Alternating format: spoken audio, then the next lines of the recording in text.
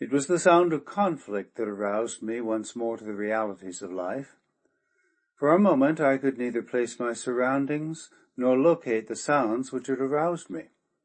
And then, from beyond the blank wall beside which I lay, I heard the shuffling of feet, the snarling of grim beasts, the clank of metal accoutrements, and the heavy breathing of a man.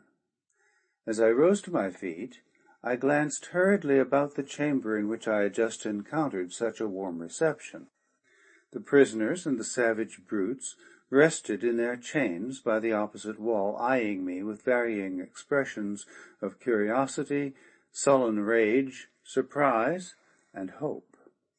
The latter emotion seemed plainly evident upon the handsome and intelligent face of the young red Martian woman, whose cry of warning had been instrumental in saving my life.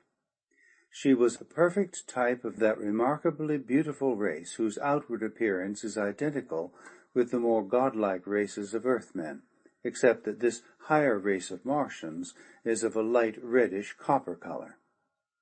As she was entirely unadorned, I could not even guess her station in life, though it was evident that she was either a prisoner or slave in her present environment.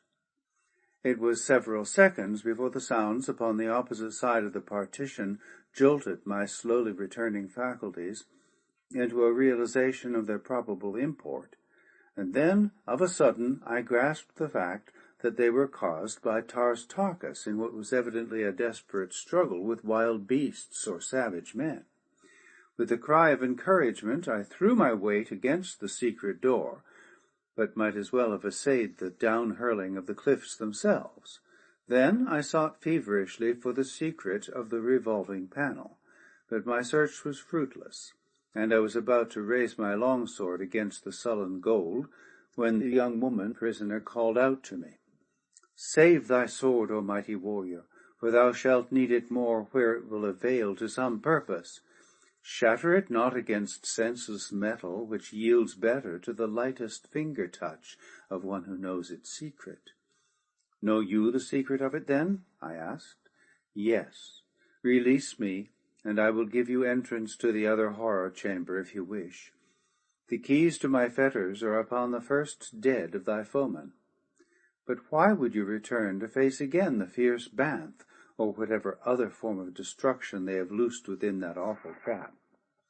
"Because my friend fights there alone," I answered, as I hastily sought and found the keys upon the carcass of the dead custodian of this grim chamber of horrors.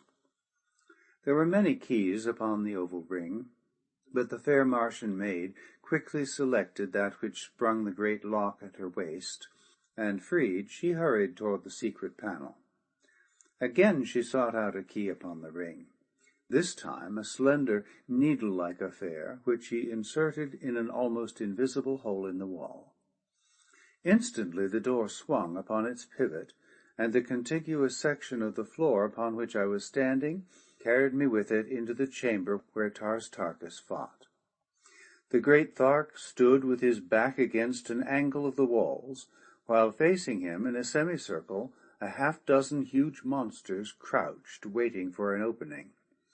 Their blood-streaked heads and shoulders testified to the cause of their wariness, as well as to the swordsmanship of the green warrior, whose glossy hide bore the same mute but eloquent witness to the ferocity of the attacks that he had so far withstood.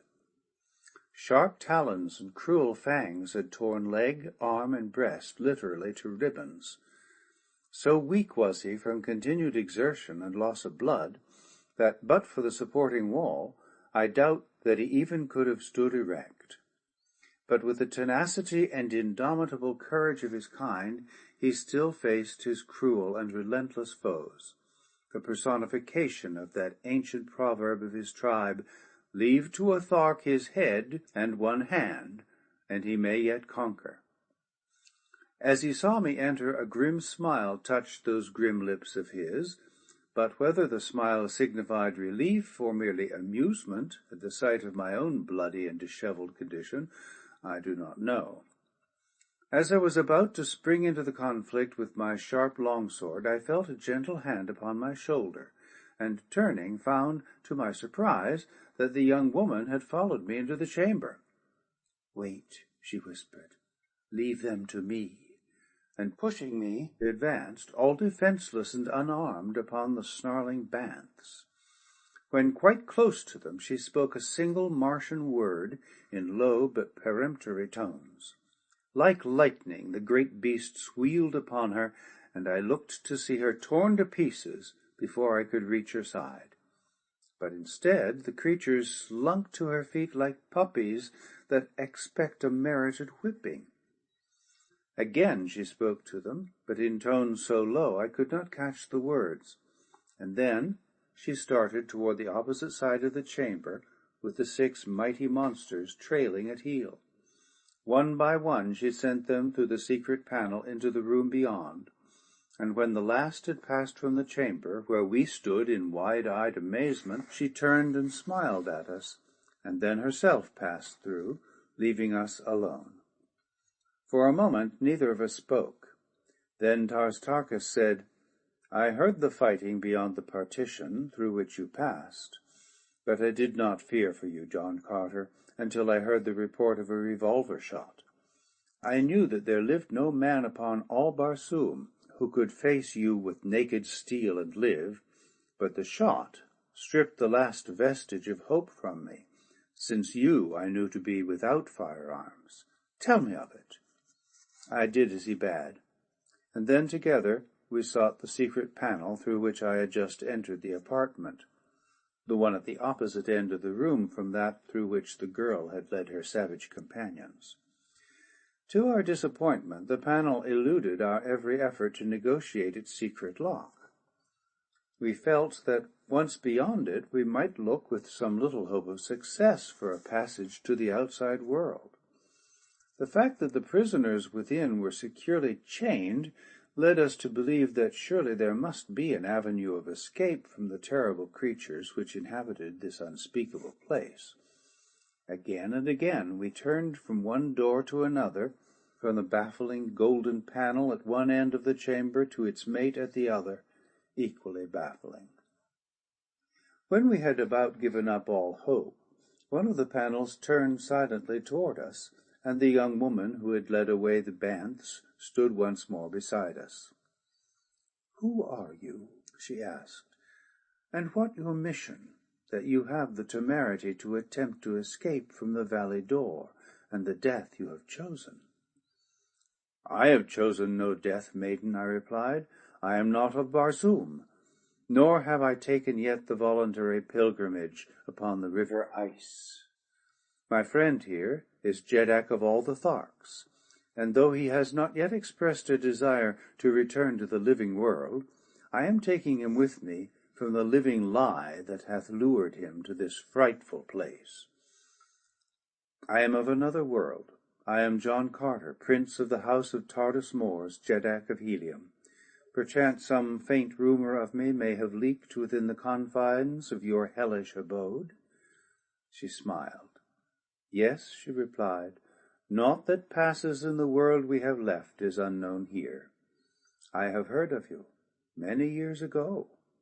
The Therns have oft times wondered whither you had flown, since you had neither taken the pilgrimage, nor could be found upon the face of Barsoom."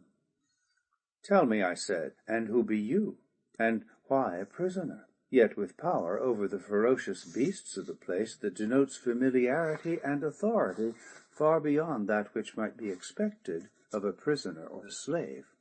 "Slave I am," she answered, "for 15 years a slave in this terrible place. And now that they have tired of me and become fearful of the power which my knowledge of their ways has given me, I am but recently condemned to die the death." She shuddered. "What death?" I asked. "The holy Therns eat human flesh," she answered me, "but only that which has died beneath the sucking lips of a plant man, flesh from which the defiling blood of life has been drawn. And to this cruel end I have been condemned. It was to be within a few hours, had your advent not caused an interruption of their plans." "Was it then holy Therns who felt the weight of John Carter's hand?" I asked. Oh no, those whom you laid low are lesser Therns, but of the same cruel and hateful race. The holy Therns abide upon the outer slopes of these grim hills, facing the broad world from which they harvest their victims and their spoils. Labyrinthine passages connect these caves with the luxurious palaces of the holy Therns, and through them pass upon their many duties the lesser Therns, and hordes of slaves and prisoners and fierce beasts, the grim inhabitants of this sunless world. There be within this vast network of winding passages and countless chambers men, women, and beasts who, born within its dim and gruesome underworld, have never seen the light of day, nor ever shall. They are kept to do the bidding of the race of Therns, to furnish at once their sport and their sustenance. Now and again some hapless pilgrim, drifting out upon the silent sea from the cold ice, escapes the plant-men and the great white apes that guard the temple of Isis, and falls into the remorseless clutches of the Therns, or, as was my misfortune, is coveted by the holy Thern who chances to be upon watch in the balcony above the river, where it issues from the bowels of the mountains through the cliffs of gold to empty into the lost sea of Chorus. All who reach the valley door are, by custom, the rightful prey of the plant-men and the apes, while their arms and ornaments become the portion of the Therns. But if one escapes the terrible denizens of the valley for even a few hours, the Therns may claim such a one as their own. And again, the holy Thern on watch, should he see a victim he covets, often tramples upon the rights of the unreasoning brutes of the valley, and takes his prize by foul means if he cannot gain it by fair. It is said that occasionally some deluded victim of Barsoomian superstition will so far escape the clutches of the countless enemies that beset his path from the moment that he emerges from the subterranean passage through which the ice flows for 1,000 miles before it enters the valley door, as to reach the very walls of the temple of Isis. But what fate awaits one there, not even the holy Therns may guess, for who has passed within those gilded walls never has returned to unfold the mysteries they have held since the beginning of time. The temple of Isis is to the Therns what the valley door is imagined by the peoples of the outer world to be to them. It is the ultimate haven of peace, refuge, and happiness to which they pass after this life, and wherein an eternity of eternities is spent amidst the delights of the flesh, which appeal most strongly to this race of mental giants and moral pygmies. The temple of Isis is, I take it, a heaven within a heaven, I said. Let us hope that there it will be meted to the Therns as they have meted it here unto others. Who knows? The girl murmured. The Therns, I judge from what you have said, are no less mortal than we, and yet have I always heard them spoken of with the utmost awe and reverence by the people of Barsoom, as one might speak of the gods themselves. The Therns are mortal, she replied. They die from the same causes as you or I might. Those who do not live their allotted span of life, 1,000 years, when by the authority of custom they may take their way in happiness through the long tunnel that leads to Isis. Those who die before are supposed to spend the balance of their allotted time in the image of a plant-man, and it is for this reason that the plant-men are held sacred by the Therns, since they believe that each of these hideous creatures was formerly a Thern. And should a plant-man die? I asked. Should he die before the expiration of the 1,000 years from the birth of the Thern whose immortality abides within him, then the soul passes into a great white ape. But should the ape die short of the exact hour that terminates the 1,000 years, the soul is forever lost, and passes for all eternity into the carcass of the slimy and fearsome Scythians, whose wriggling thousands seethe the silent sea beneath the hurtling moons, when the sun has gone and strange shapes walk through the valley door. We sent several holy therns to the Scythians today, then, said Tartarchus, laughing. And so will your death be the more terrible when it comes, said the maiden, and come it will. You cannot escape. One has escaped centuries ago, I reminded her, and what has been done may be done again. It is useless even to try, she answered hopelessly. But try we shall, I cried, and you shall go with us, if you wish. To be put to death by mine own people, and render my memory a disgrace to my family and my nation? A prince of the house of Tartarus Moors should know better than to suggest such a thing. Tartarchus listened in silence, but I could feel his eyes riveted upon me, and I knew that he awaited my answer as one might listen to the reading of his sentence by the foreman of a jury. What I advised the girl to do would seal our fate as well, since if I bowed to the inevitable decree of age-old superstition, we must all remain and meet our fate in some horrible form within this awful abode of horror and cruelty. We have the right to escape if we can, I answered. Our own moral senses will not be offended if we succeed, for we know that the fabled life of love and peace in the blessed valley of Dor is a rank and wicked deception. We know that the valley is not sacred. We know that the holy therns are not holy, that they are a race of cruel and heartless mortals, knowing no more of the real life to come than we do. Not only is it our right to bend every effort to escape, it is a solemn duty from which we should not shrink, even though we know that we should be reviled and tortured by our own peoples when we returned to them. Only thus may we carry the truth to those without, and though the likelihood of our narrative being given credence is, I grant you, remote, so wedded are mortals to their stupid infatuation for impossible superstitions, we should be craven cowards indeed were we to shirk the plain duty which confronts us. Again, there is a chance that, with the weight of the testimony of several of us, the truth of our statements may be accepted, and at least a compromise effected which will result in the dispatching of an expedition of investigation to this hideous mockery of heaven. Both the girl and the green warrior stood silent in thought for some moments. The former it was who eventually broke the silence. Never had I considered the matter in that light before, she said. Indeed, would I give my life 1,000 times if I could but save a single soul from the awful life that I have led in this cruel place.